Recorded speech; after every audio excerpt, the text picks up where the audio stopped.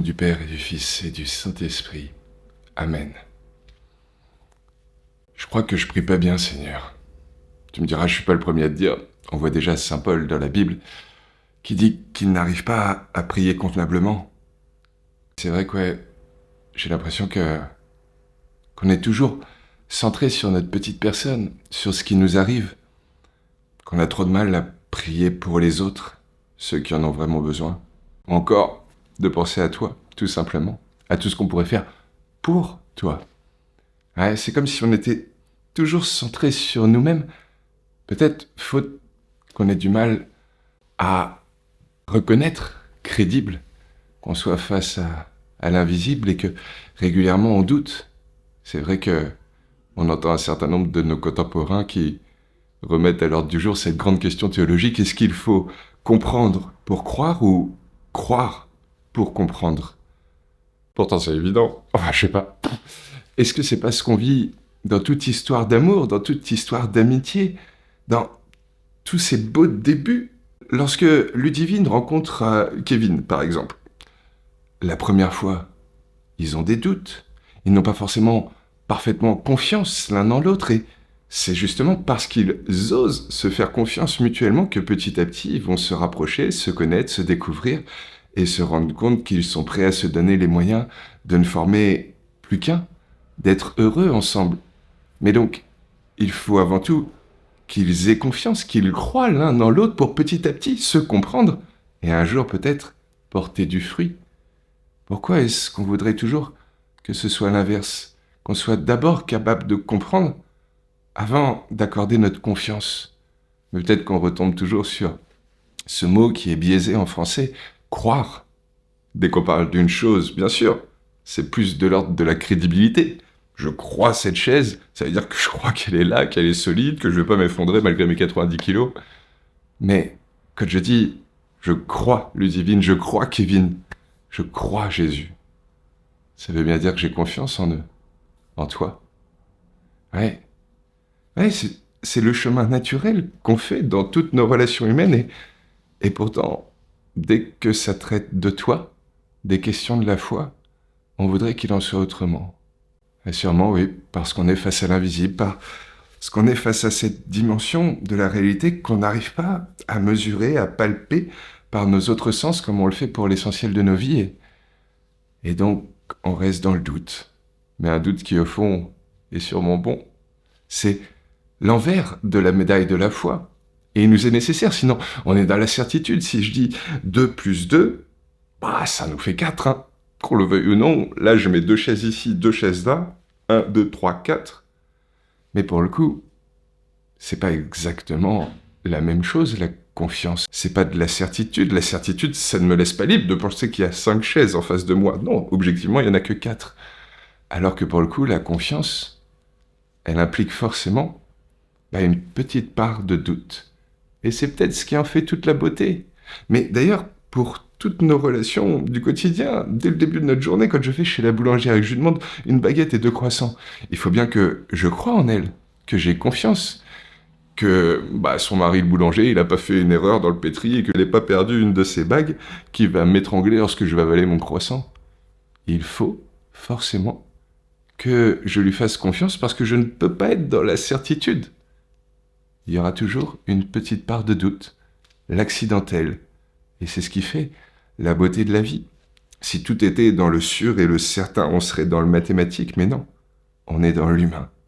Dans cette part où il y aura toujours une petite portion de doute. Et c'est ça qui est bon. C'est parce qu'on fait confiance qu'on est capable de le dépasser.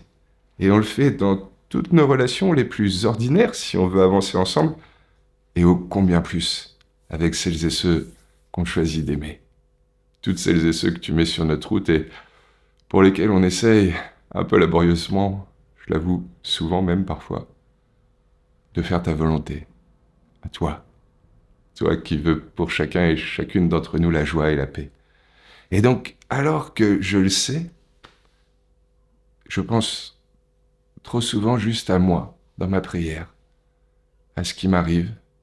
Alors bien sûr, je te dis merci régulièrement, je contemple ma vie et toutes les grâces que tu parsèmes comme ça dans mon quotidien. Mais tous ces gens pour qui il faut prier.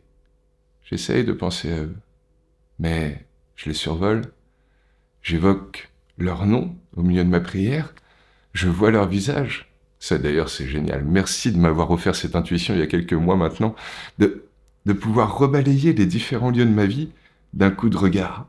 C'est vrai que quand je remonte la nef le dimanche avant de célébrer, eh bien, de pouvoir dire bonjour à chacun, et vu qu'en plus beaucoup d'entre eux ont l'habitude d'être un peu au même endroit dans l'église, eh bien, j'ai juste à fermer les yeux dans ma prière et à me refaire banc par banc, toute la rangée de gauche, et je les revois tous, les uns après les autres.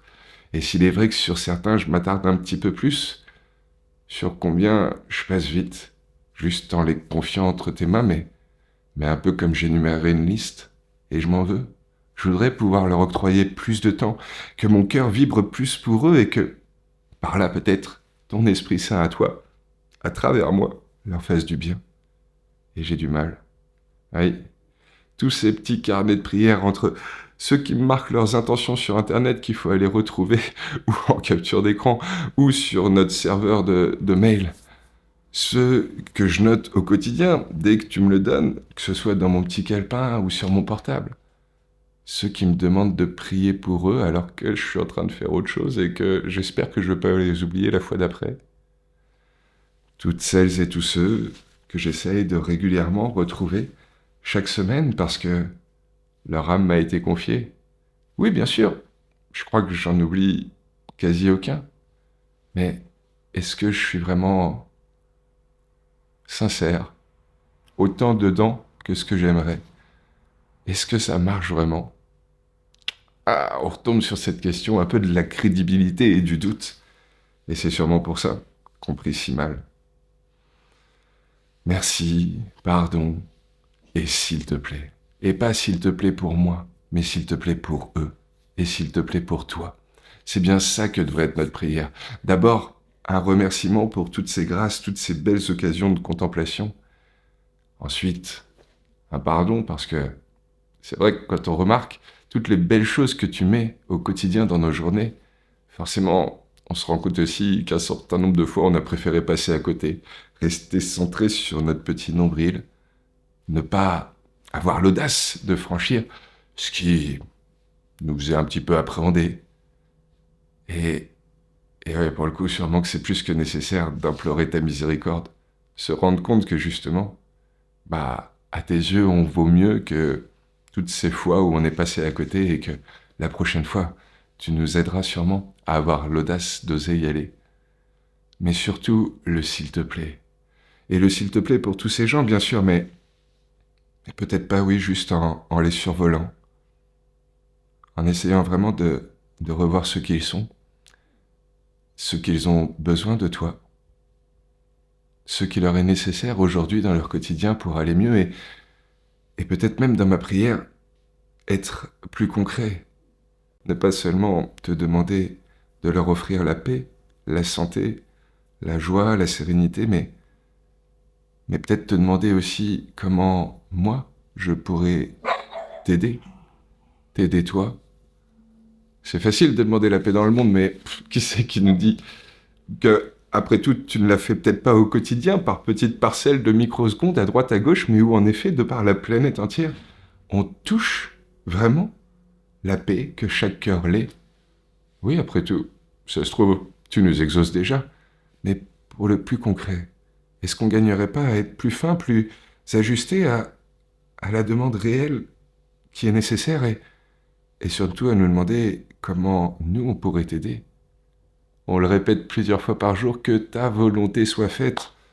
Et en quoi on t'aide à ce que ce soit le cas? En quoi, je te demande, comment je pourrais justement t'aider à faire en sorte qu'elle soit mieux notre réalité? Ouais, je m'en veux. Parce que comme saint Paul, je ne fais pas le bien que je voudrais, et je fais le mal que je ne voudrais pas, et je ne sais pas prier, et pourtant j'essaye humblement de rester fidèle, et c'est ce qui me fait tenir. Me dire que, même si je perçois pas forcément les fruits, même si régulièrement je me sens nul, pétri de doute, clairement pas à la hauteur, c'est peut-être pas ça l'enjeu, mais juste de continuer de pousser notre rocher comme Sisyphe et de te laisser, toi, œuvrer. Parce que même si ça échappe à nos yeux, t'es bien là, à nos côtés, pour nous distiller ton évangile, tes grâces, faire notre joie et notre paix. Merci, Seigneur. Pardon pour toutes ces fois où je suis passé à côté.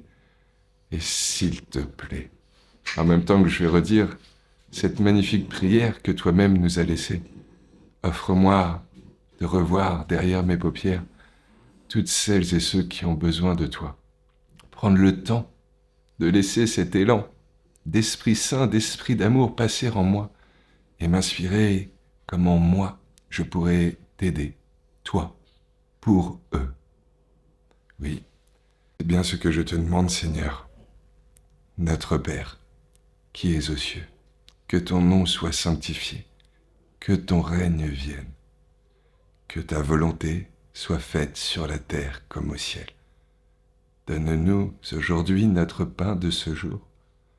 Pardonne-nous nos offenses, comme nous pardonnons aussi à ceux qui nous ont offensés. Et ne nous laisse pas entrer en tentation, mais délivre-nous du mal, car c'est à toi qu'appartiennent le règne, la puissance et la gloire, pour les siècles des siècles. Amen. Merci Seigneur.